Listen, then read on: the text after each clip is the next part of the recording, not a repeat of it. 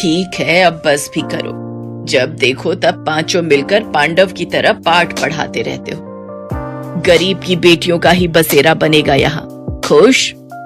सरोज अपने बेटों के ब्याह के लिए रिश्ते तलाशने लगती है। उसकी तलाश धर्मपुर गांव में रहने वाले गरीब रामदीन की 5 बेटियों रोहिणी, दीपा, नीलम, पुष्पा और तनु पर खत्म होती है। बड़े ही धूमधाम से सरोज अपने 5 बेटों की शादी करके 5 बहुओं को घर लाती है।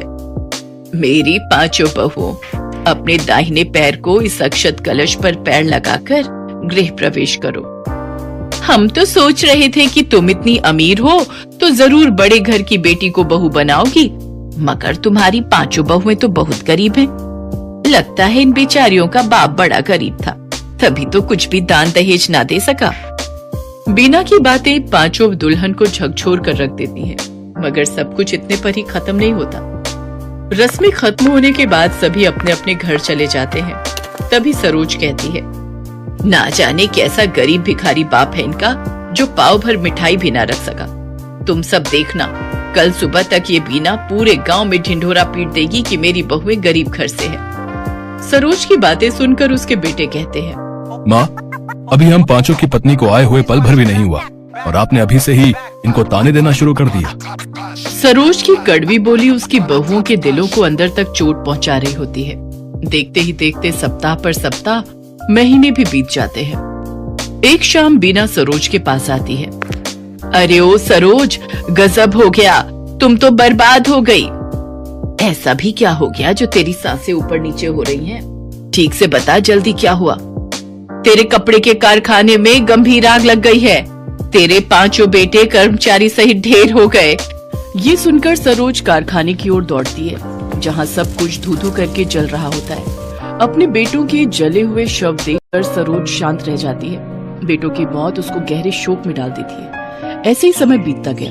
एक रोज सरोज अपने बेटों की याद में खोई हुई होती है कि तभी उसके सीने में तेज दर्द होता है। उसकी 5 बहुएं उसे अस्पताल लेकर जाती हैं, जहां डॉक्टर उनसे कहते हैं, देखिए ना, हार्ट में ब्लॉकेज हुई है, जिसके लिए इनकी बाईपास सर्जरी होना जरूरी है और इसके लिए तकरीबन 10 लाख का खर्चा आएगा। हमें कुछ भी करके माँ जी को बचाना होगा, लेकिन हमारे पास इतने पैसे तो नहीं है। अपने पतियों के बाद हम अपनी सासू माँ को नहीं खो सकती। हमारे तो मायके वाले भी गरीब हैं, हम उनसे भी कुछ मदद नहीं मांग सकते।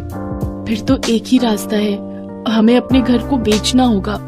वो 5 अपने घर को बेच देती हैं और सरोज का इलाज करवाती हैं। थोड़े से बचे हुए पैसों से वो किराए पर एक कमरा लेती हैं और 5 बहुएं अपनी सास के साथ उस किराए के एक कमरे में रहने लगती है।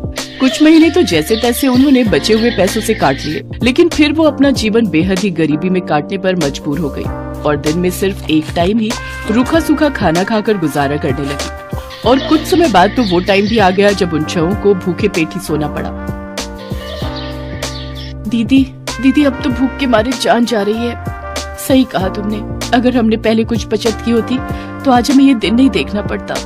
अपनी बहुओं को भूख से तड़पता देख सरोज लाला के पास जाती है और कहती है, लाला, मुझे थोड़ा राशन उधार दे दो, हमने 3 दिन से कुछ भी नहीं खाया है। माफ करना सरोज बहन, लेकिन अब मैंने उधार देना बंद कर दिया है। नकद लाओ और राशन पानी ले जाओ। गांव के मंदिर के बाहर बैठकर सरोज भीख मांगने लगती है, लेकिन उस दिन 10 रुपए से ज्यादा उसे 1 पैसा भी नहीं मिलता। उन 10 रुपयों से सरोज आटा खरीद कर ले जाती है, जिससे उसकी बहुएं 6 रोटी बनाती है और सभी 1-1 रोटी नमक के साथ खाकर आधा पेट ही सो जाती हैं। ऐसे ही समय बीतता है। 5 बहुएं सुबह से शाम तक काम की तलाश में निकलती हैं, लेकिन उन्हें कहीं भी काम नहीं मिलता। घर में छाई गरीबी के कारण सरोज को सदमा लगता है और उसकी तबीयत खराब होने लगती है। बहू, मैं बिल्कुल ठीक हूँ, तुम मेरी चिंता मत करो। 5 बहुएं कूड़ा कचरा बिनकर उसमें खाने की तलाश करने लगती हैं। कुछ दिन बाद तनु और पूजा को एक घर में साफ सफाई का काम मिल जाता है। वो अपनी सास की तबीयत को देखते हुए अगले दिन काम पर जाने के लिए लेट हो जाती हैं। जहाँ पहुँचकर उनकी सेठानी उनसे कहती है, आ गई तुम दोनों कामचोर हैं? तुम गरीबों की यही बीमारी है, मीठे मुंह तुमसे 2 बोल क्या बोल लो, तुम तो सर पर ही चढ़ जाती हो। चलो, अब मेरा मुंह क्या देख रहे हो, जल्दी से जाकर काम पर लग जाओ। वो दोनों काम पर लग जाती हैं, लेकिन उनका ध्यान अपनी सास की सेहत की तरफ ही था। घर का सारा काम करते हुए तनु को भूख लग जाती है और वो पूजा से कहती है, दीदी मुझे बहुत तेज भूख लग रही है, कुछ रोटियां बची हैं, सेठानी तो इन्हें कूड़े में ही फेंकेगी, तो क्यों ना हम ही इन्हें खा ले। नहीं नहीं तनु, तू तो जानती है ना सेठानी कैसी है, वो जब हम गरीबों को बासी रोटी सब्जी तक नहीं खाने देती तो वो हमें ताजा खाना क्या खाने को देगी। हम ये रोटी चुरा कर ले चलते हैं, घर जाकर सब मिलकर खा लेंगे। वो दोनों बहनें अपनी साड़ी के पल्लू के नीचे रोटी चुरा कर ले जाती हैं। तभी सेठानी उन्हें देख लेती है और पुलिस को फोन कर देती है और पुलिस उनके पीछे लग जाती है। मैं कहती हूँ रुक जाओ, तुम दोनों कानून से नहीं बच सकती। भाग तनु भाग, नहीं तो ये पुलिस वाले हमें नहीं छोड़ेंगे।